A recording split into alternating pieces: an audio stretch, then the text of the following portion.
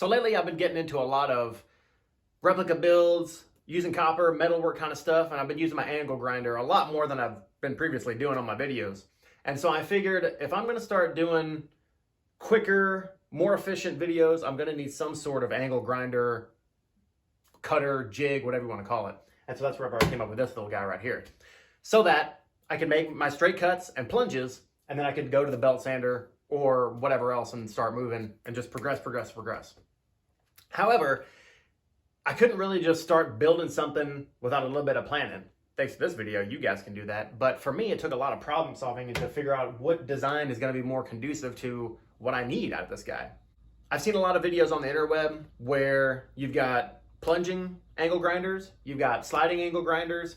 And granted, I know you can go to the interweb and get sliding rails and steel cut pieces and all this kind of stuff and just bang it out, boom, boom, boom, boom, put this thing together, plunging, sliding, cutting, angle grinder jig, and you're great. But if you know anything about this channel, I'm trying to do things on a budget and I'm trying to reuse stuff that I've already got. I don't want to spend a lot of money, right? So that's why I'm trying to make it a little bit more budget accessible for these kind of things. So the first thing that I was thinking about was the hinges. Now you can get these like spring hinges for gates, screen doors, whatever, and you can get some plunging action going on straight away. But it takes up a lot of real estate when it comes to this 4.5 inch grinder blade. And so if you look at it, these hinges are about 1 inch tall, right? In terms of your footprint. And that's gonna eat up 1 inch of space, and size matters in this situation. I'm sorry, I'm telling you. Well, size is gonna matter, right? Every inch counts. So with that being said, you can just go straight to door hinges, regular door hinges, right? That's the obvious progression. And so you lose about 1 centimeter's worth of real estate. However, you're gonna need some springs or something like that, right? So I've collected springs over the years. I've got some in my scrap bin. Some came from the old bandsaw restoration. Others, I have no idea, but go figure, I collect springs in case I need them. That's something that you could use for your option if you just need a plunging angle grinder stand. Moving on to the sliding aspect of it, I needed something to where, hey, this guy's got a handle and it's got screw holes on both ends of the head for the angle grinder, and you can use those to your advantage by using some store-bought brackets. Now you can put these on the side, screw them down, slide it back and forth, great, you're good to go to the next step. If you're like me and you have extra pieces parts from your hydraulic plastic press build, you can use those bed frame pieces. Granted, if they fit, mine is just like a little bit too short, so I had to move past it. But go figure, I kept it. So, with that being said, now I needed to think of something. I was like, okay, I have an overall concept of what I want to do for plunging and sliding, but how am I going to get a good slider? If only I had something, like maybe a camera slider. I've already made one of those. I've used conduit. They're relatively cheap. PVC pipes slide across the rails easily like that. And so with that being said, I've got everything that I need at my disposal, and I've already done this before, so I already have that experience behind me. So if you haven't seen my camera slider video on a budget, then I suggest you check that out. That would help me out a lot, and I would appreciate it if you did. So I've already made one of these camera sliders, and the way that I mounted it to the base was that I used a conduit hanger, right? I'm using conduit as a rail. Conduit hanger just makes sense. However, with the real estate, like I said, the footprint of it, the depth, you lose about 1 inch. Again, you're losing 1 inch, and that's not good. I'll go back to the hardware store, and I started thinking like, hey, what can I do that has a smaller footprint so I don't lose my plunging capabilities? I need the most depth. I need the most inches that I can get out of this, that I can squeeze out of this. And so I was like, hey, they have these things called these split ring hangers, and that's what I'm gonna go with. What's convenient about them is that they have like a little hole on the side, so you can mount them together. You can have them facing together. And I'll use some washers with the mounting bracket, and now you can start to see the picture coming together, right? So why am I talking about all this kind of stuff is because like with the 4.5 inch grinder blade, you've only got realistically about a 2.25 inch depth of cut. And so that's why like if you lost 1 inch with a hinge and you've lost another inch with the conduit, you're looking at about a 1/4 inch worth of plunge. And if you're doing sheet metal, that's great because it's real thin. All you need to do is score it. Maybe you're bending trays or whatever the case may be, shelves or whatever, and that's all you need it for. You can stop right there. You're good to go. But I'm just leaving the options up to you guys based on what your build is and how it's going to be conducive to your shop. That's what's up. Now that we got all the concepts together, I have my conduit pieces, I have my PVC pipe, and if you've seen my camera slider video, that you know that they just slide perfectly, right? They're like meant to be. However, I did go out and I got these little felt pads just to help them rub after a little sanding on the inside as well, so they can slide more better. Using some scrap plywood, that's going to be the end caps basically, so that you can get the sliding action. The two split ring hangers, they're going to face each other with one common bolt with some washers to put the bracket so that we can have the angle grinder attached to it to produce rigidity. That way it'll slide, keeping it, however, just a smidge loose so that it'll also plunge. Boom, we got the concept. Let's get to it.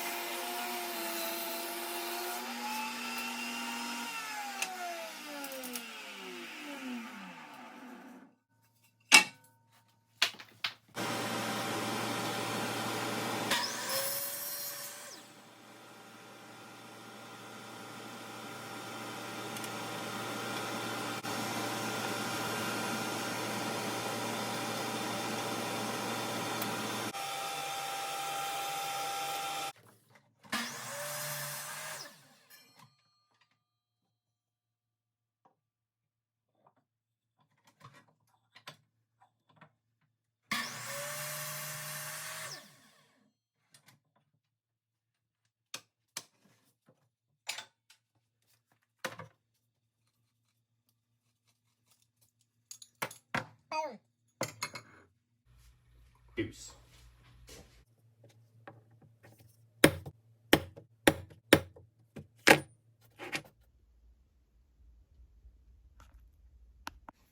So actually, I had to go back to the store to redo these. I got the 3/4 inch hangers before, and they were the split ring hangers, same construction, and everything, but they were 3/4 inch.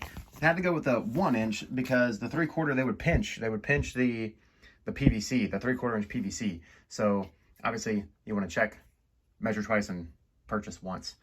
For whatever reason, the copper coated ones are way cheaper than the galvanized coated ones. So you save, I mean, aesthetically, I don't really care.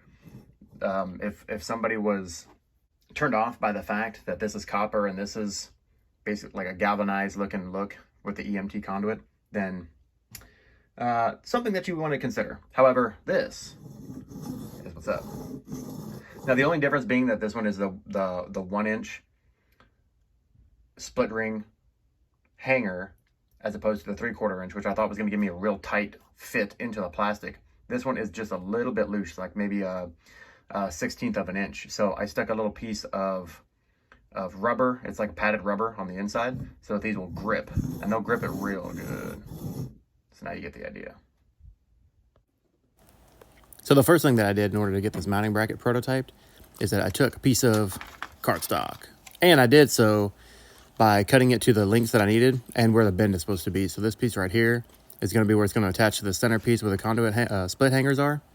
And then that piece that L's over the top right there, that's long enough in order to clear the top of the split hanger, but also to mount to the screw hole of the angle grinder where the handle piece goes into right there. So that's where it's going to mount onto, and it can still move back and forth like that. I've also got my rails just high enough to clear the bottom of the ding dong itself. So I'm going to take this piece of scrap that I had laying around, and that crosshatch is where it's going to screw into the conduit, in between the conduit or split ring hangers. Man, I keep making that mistake. And then we're just going to cut that to length and then bend it over at a 90-degree angle. So here goes. Woo! And then boom, just like that. Movie magic, baby. That's what's up. We got the little piece cut out, and we're going to be able to take this crosshatch piece. I'm going to drill it out and then bend it over at that mark right there. So we're going to bang it. We're going to drill it. We're going to angle grind it just to remove the excess. Stand it up so I don't cut myself or anybody else. And then boom, just like that. Bend it over, right? Take it. We're just going to score it right there. Put it in the vise and then bend it over, right? Just like that, 90 degrees. And just tap it. Just give it a little tappy into place. That way, we have it all squared away. Then I'm going to mount it to the angle grinder where the handle hole was. And I'm just lining it up right here, just so I know where to drill it, punch it, and all that good stuff right there. Flatten it out. There we go. So the only thing left to do is to glue it. Although, for those of you who are paying attention, you notice that I have some overhang on the part that I'm touching with my left hand. Don't do that, right? But aside from that, everything was going smoothly until this fiasco happened. So I've been trying to deal with this bad boy right here. And it turns out that really flimsy bing bongs are not really good to work with. And what I mean by that is, like, every time I'm trying to do this, like if it's originally the idea was putting it up here, sticking this guy, putting it down. But whenever I do this, this thing flexes, it twists. It's really thin metal. I thought it was going to be like pretty robust, considering it is like, I mean, it's not galvanized or whatever, like that flimsy ass sheet metal, but it's not doing exactly what I want it to do. It is, but it's flexing too much. Like I can twist. And it would be cool if you had like a robust piece of metal that you could maybe weld into place and just attach it to the angle grinder that way. But I'm going to have to switch gears and rethink these split ring hangers. All right, we got to focus and switch gears because what we were doing before wasn't working. The angle piece that we bent and drilled, it was jacked up because there was no rigidity. The weight of the angle grinder was literally bending the metal, and that defeats the whole purpose of what we're talking about with reproducible angle grindage. So I measured the girth of my angle grinder with my digital calipers, and then we're just gonna make a big old block of plastic. All right, so I'll weigh it up, and then we're going to get the situation melted. And by situation, I mean the plastic. With my Easy Bake Oven. And then we're also going to cue the Encino Man reference. Meat group! And if you don't have the setup to where, you know, you can just recycle and remake blocks of plastic with HDPE, then store-bought's fine. Or you can just use a block of wood. So here, again, if you don't have your own plastic press, you can cue my video where you can get some ideas on that. And hopefully your molds won't break. Piss. It broke. It will not break. It will not. It broke. Round 2 represents a little bit of overcoming challenges and adversity. But you know what? We're going to make this thing work, damn it. Even if this is the last run for this brick. But that's okay, because I can always make new ones.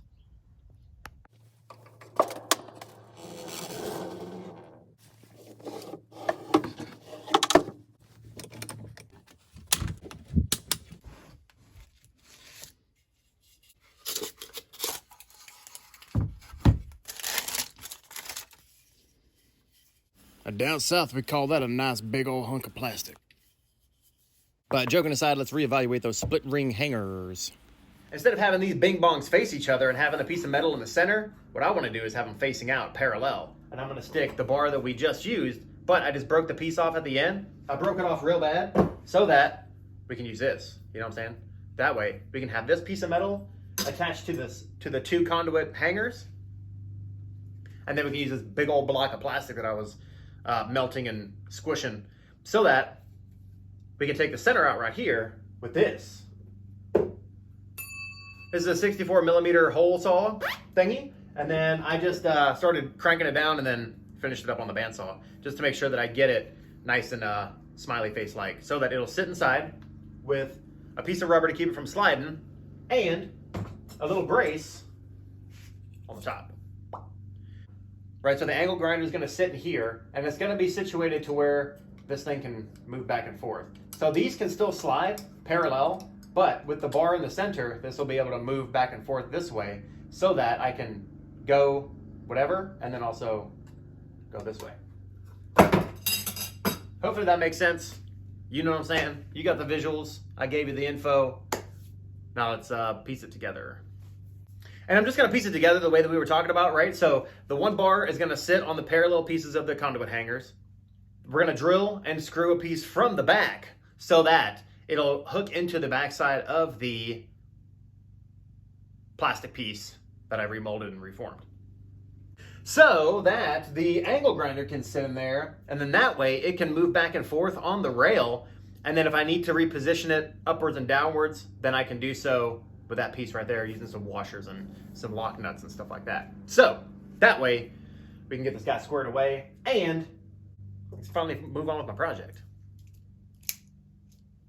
Or I'll cut you. I won't. I don't know you. Didn't make sense. Why am I threatening my audience? You know what I'm saying? You know what I'm saying, big dog? All right, we got this bad boy back on the ace of base. I mean, the ace of cakes. I mean, taking it to the base. Anyways, I made some feet right here. And from the edge of the stand to the cutting point is about 8 inches. And that's where I'm going to have to make my base in order to mount this bad boy too. We'll get the base configured.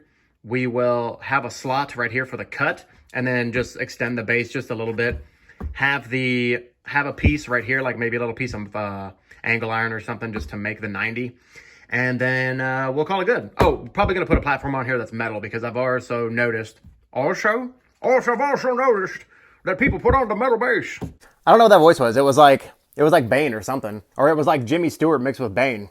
Well, I'm so happy to be here, Jimmy Stewart. But regardless, this is where we're rolling next. So here we go. We got the thing mounted, right? This is it. This is going to slide.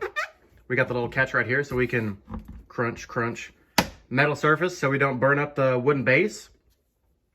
All we got next is to, whoa, this little guy. I wouldn't worry about that little guy. Good enough for me. You're my man now. I'm going to go ahead and take this apart, and then I'm going to do this. Boop. Paint job. It's not quite an ice cream paint job, but I'm pretty sure that's outdated reference. However, we have this guy pretty well situated, so let's take it for a test run. Let's get some rebar in the mix.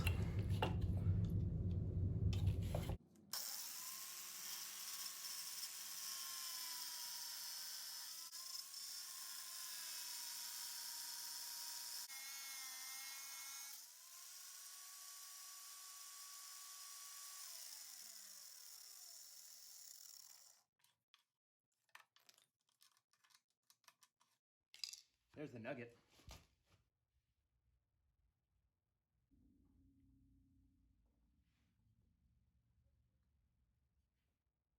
So that was pretty cool for a quick and dirty plunge cut, but let's do some lines.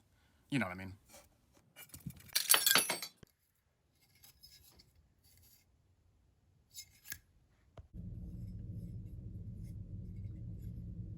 Bam. Wait. Bam! Woo! It's like Tommy Davis. I really don't think we have time for this.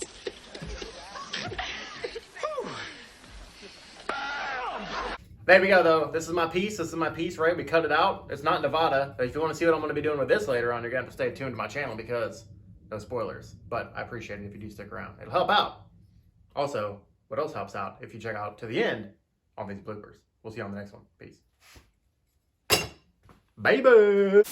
We're going to have to steer in a different direction. The problem-solving techniques that we were using were going on right now. Wait, what am I saying? I got word diarrhea. Hey, buddy.